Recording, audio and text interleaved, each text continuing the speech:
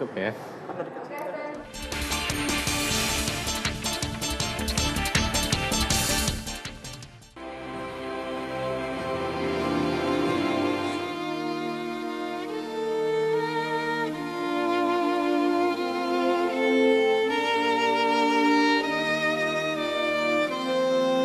Itu terlihat sekali bercak-bercak berwarna hitam yang seharusnya lambung itu berwarna putih.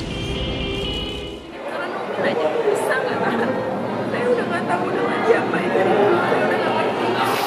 Sampai sampai detik ini pun begitu banyak korban yang memojokkan saya gara-gara saya melakukan hal-hal yang saya aja nggak salah sama ditutup kayak gitu. Itu aja capeknya.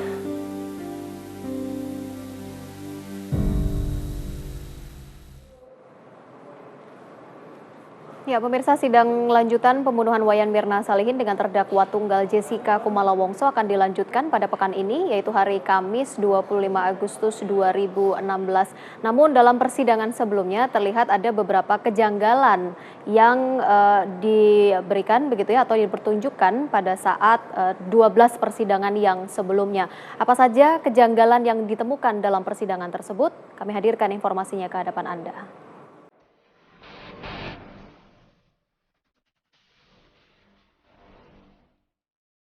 Dari sini kita bisa melihat ada pergerakan dari tangan terdakwa. Persidangan pembunuhan Wayan Mirna Salihin telah berjalan 13 persidangan. Namun dari rekaman CCTV yang dihadirkan, belum terlihat bukti Jessica memasukkan racun ke dalam kopi yang diminum Mirna. Tapi, rekaman CCTV yang diputar di pengadilan pada sidang tanggal 10 Agustus lalu malah terlihat kejanggalan. Petunjuk waktu berhenti. Padahal, saksi ahli menunjukkan aktivitas Jessica yang diduga sedang menaruh sianida. Anehnya, kejanggalan penunjuk waktu yang berhenti 2 kali terjadi dalam sidang tersebut. Dari persidangan, saksi ahli digital forensik Muhammad Nuh seolah tampak memaksakan kesaksiannya bahwa Jessica adalah pembunuh Mirna. Selain rekaman CCTV di pengadilan, isi percakapan WhatsApp antara Jessica dengan Mirna beredar di dunia maya. Dalam sebuah topik perbincangan, tiba-tiba Jessica mengalihkan pembicaraan dengan menanyakan keberadaan klinik di Grand Indonesia. Isi percakapan WhatsApp itu menjadi barang bukti yang dibawa oleh suami Mirna, Arif Sumarko, ke hadapan majelis hakim. Bahkan menurut Arif, Jessica pun sempat memaksa memesankan minuman untuk Mirna terlebih dahulu. Darmawan Salihin, ayah Mirna, pun tidak ketinggalan menyampaikan kejanggalan. Lewat aplikasi WhatsApp di handphone Mirna, Darmawan menemukan Jessica adalah sosok yang berkepribadian ganda. Memang, Jessica dan Mirna sudah berteman lama. Mereka pernah sekampus di Sydney, Australia. Tapi dengan fakta-fakta persidangan yang telah dihadirkan, benarkah Jessica pembunuh Mirna? Ya, itu adalah beberapa kejanggalan yang terlihat dalam persidangan selama 13 kali persidangan. Dan kita akan coba perbincangkan pada malam hari ini pemirsa di program Talk Twenty News. Sudah hadir 2 orang narasumber kami yang nanti akan berbicara secara langsung begitu ya. Ada Pak Suparji Ahmad, seorang pakar hukum pidana dari Al-Azhar. Selamat malam, Pak Suparji. Kemudian ada seorang pakar telematika juga yang nanti bisa membantu kami untuk menelaah video CCTV itu tersendiri begitu. Ada Pak Pratama Persada. Selamat malam Bapak-bapak. Tentu cukup mengikuti kasus ini begitu ya, yang bergulir sejak bulan Januari, cukup ramai diperbincangkan. Beberapa waktu lalu kami sempat melihat begitu ya, menemukan ada beberapa kejanggalan sebenarnya dalam persidangan tadi. Dalam video kami juga sudah disampaikan begitu, ada perbedaan begitu ya, waktu, kemudian waktu yang berhenti ditambah juga dengan tetap adanya aktivitas begitu dalam video tersebut yang memang diputar dalam persidangan. Tapi mungkin sebelum saya menuju ke seorang pakar telematika untuk melihat CCTV itu lebih lanjut begitu ya, saya mau melihat secara hukum pidana terlebih dahulu. Kalau Anda melihat kasus ini sendiri, seperti apakah memang jalur persidangan ini sendiri sudah sesuai dengan jalurnya begitu?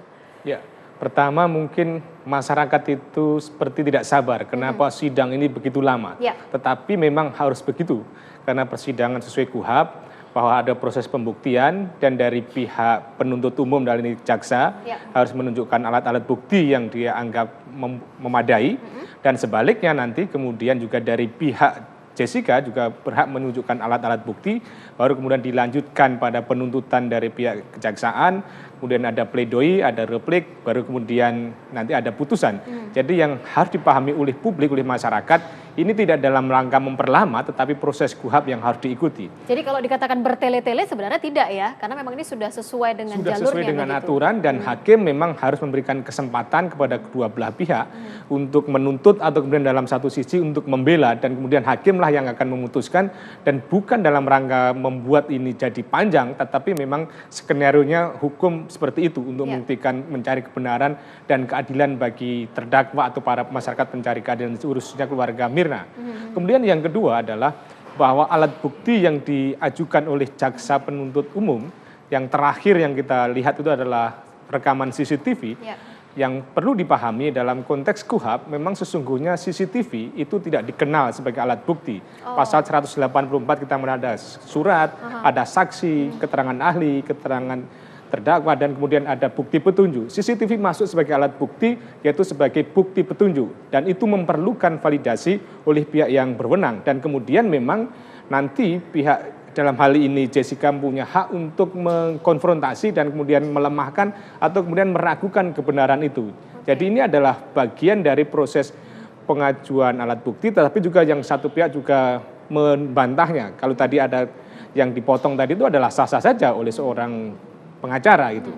Artinya kalau dari pihak Jessica sendiri meminta alat bukti itu sendiri atau meminta CCTV itu sebenarnya dibenarkan atau tidak? Karena dalam persidangan dari pihak Jessica pun juga sempat mengajukan permintaan begitu ya dalam persidangan untuk memperoleh CCTV itu juga gitu. Ya saya kira wajar kalau diperbolehkan untuk meminta untuk menguji alat bukti tersebut. Tetapi kembali kepada majelis hakim mengabulkan permintaan itu atau tidak. Dan mungkin saja jaksa tidak menghendaki itu karena mungkin itu disimpan sebagai sebuah rahasia itu yang terjadi dalam persidangan kemarin. Tetapi seorang pengacara, seorang pihak keluarga terdakwa menuntut itu dalam hal ini bisa saja untuk membuktikan kebenaran itu dan alat bukti dikonfrontasi di dalam persidangan tadi itu. Baik, kalau dalam persidangan beberapa waktu lalu juga sempat kita saksikan sebenarnya CCTV yang dihadirkan ini adalah potongan CCTV begitu ya. Apakah memang dalam persidangan itu hanya ditampilkan berupa potongan-potongan CCTV yang memang mengarah kepada aktivitas di wilayah tersebut atau memang harus secara keseluruhan ditampilkan CCTV itu sendiri? Semestinya jaksa penuntut umum agar segera membuktikan kebenaran dakwaannya itu menampilkan secara utuh sehingga kemudian tidak diragukan oleh pihak lain misalnya apakah itu keluarga Jessica atau masyarakat. Tetapi karena mungkin saja ada metode pembuktian yang lain, mungkin mencari momentum yang tepat atau tidak, tetapi yang harus dipahami bahwa sesungguhnya semuanya itu dalam rangka mencari kebenaran, apakah betul dakwaannya itu bahwa Jessica pembunuhnya atau tidak. Jadi soal keseluruhan atau sebagian-sebagian itu lebih pada proses untuk mencari kebenaran tadi itu. Oke, jadi kalau ditampilkan hanya sekedar sepotong demi sepotong itu diperbolehkan juga gitu pada dasarnya? Diperbolehkan juga karena itu hak dari jaksa penuntut untuk menunjukkan alat bukti. Tetapi juga resikonya itu akan dimatahkan oleh pihak terdakwa dalam hal ini. Seperti yang kita lihat dalam persidangan kemarin begitu ya, terjadi adu argumen antara pihak Jessica dan juga dari pihak jaksa penuntut umum terkait dengan CCTV ini sendiri. Nah, kalau dari Pak Pratama sendiri kalau melihatnya kekuatan dari CCTV ini sendiri masuk dalam persidangan begitu sebagai sebuah alat bukti. Jadi kalau menurut saya seperti kata pakar hukum yang tadi bahwa memang CCTV hanya sebagai alat bantu. Tetapi yang jadi masalah adalah petunjuk begitu ya. Petunjuk gitu. Yang jadi masalah adalah CCTV ini sebagai petunjuk dipermasalahkan. Ya kan? Entah ada freeze gambarnya jalan, waktunya freeze gitu. Jadi sebenarnya kalau kita mau CCTV itu ada beberapa aspek yang perlu kita perhatikan. Yang pertama adalah mesinnya. Apakah mesinnya itu mesin yang paling baru atau enggak? Karena mesin ini ada prosesornya. Semakin lambat dia semakin bisa ngelak. Kemudian hard disk. Hard disk juga membuat CCTV ini jadi putus-putus gitu. Saya di rumah juga pasang CCTV juga, memang kadang-kadang putus juga gitu. Yang ketiga adalah metode perekamannya gitu. Dia pakai resolusi berapa? Kalau dia pakai resolusinya tinggi, mungkin akan lebih lambat gitu. Nah, ini yang mungkin harus dilihat lebih dalam lagi apakah file aslinya itu benar-benar file asli dari CCTV-nya tersebut gitu. Oke. Sebenarnya ini gampang aja sebenarnya. File asli CCTV ya kan, tinggal kita ambil.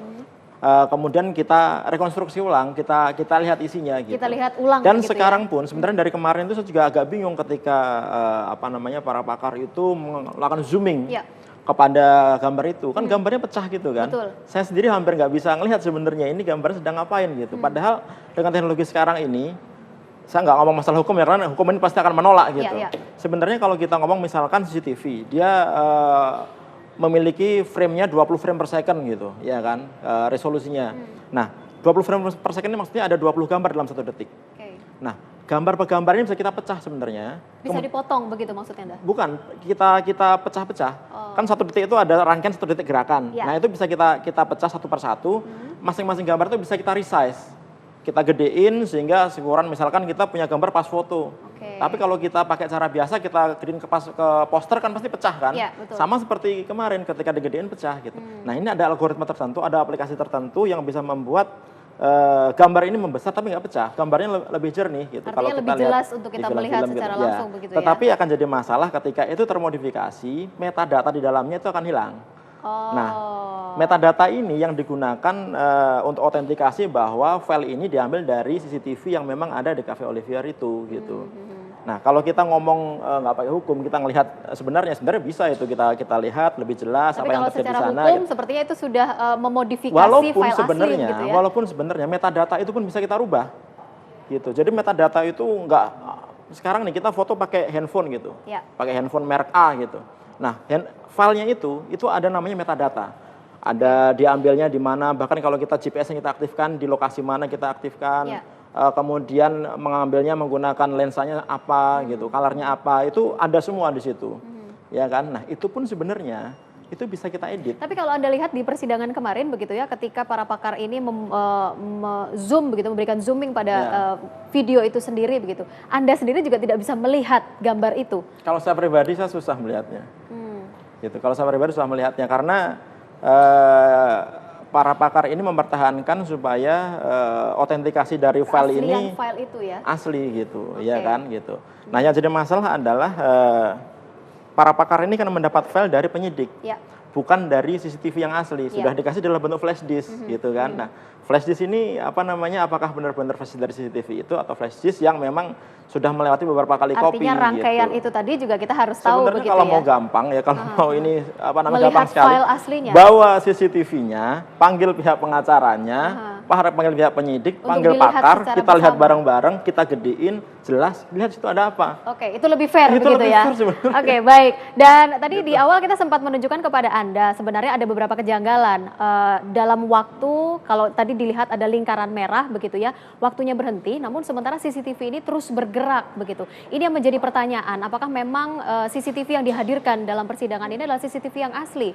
Kita akan coba nanti bedah dan juga bahas, dan sambil kita akan mengundang secara telepon begitu ya Pak Otto Hasibuan untuk bisa nanti memberikan keterangan secara langsung apa kejanggalan-kejanggalan yang ditemukan lainnya oleh pihak Jessica. Kita akan kembali pemirsa di Talk to iNews sesaat lagi.